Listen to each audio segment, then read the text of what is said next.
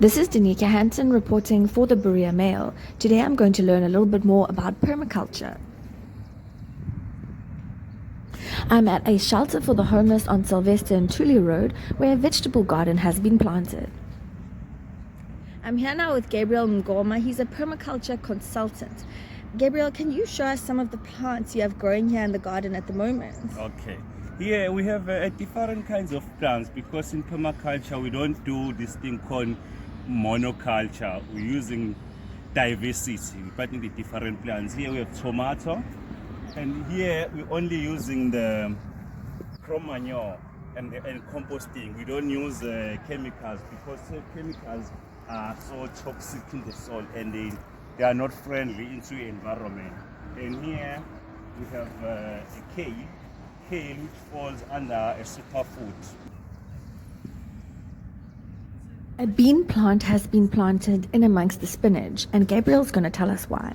Durban, it's one of the family falls under the beans because it's a nitrogen fixer. So what is happening? The nitrogen fixing plant, they attract the nitrogen from the atmosphere, and then they absorb the nitrogen in the atmosphere, and then they pump it into the roots.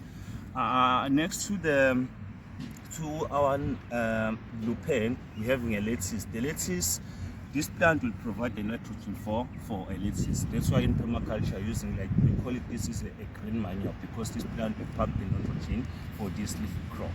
And the fruits, like fruit-bearing plant, like your peppers, your aubergine, brinjal, your tomato, they need a lot of nitrogen.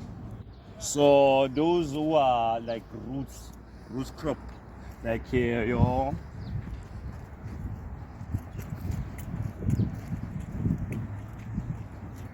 like the beetroot, they don't like nitrogen because they produce underground.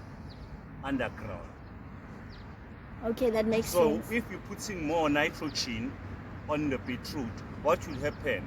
You will produce more leaves, and then if you find out underneath there's a little small beetroot because they need a phosphate, the root crops. They don't need a nitrogen. The leafy crop, they need nitrogen. So there's the opposite. Okay, thank you very much.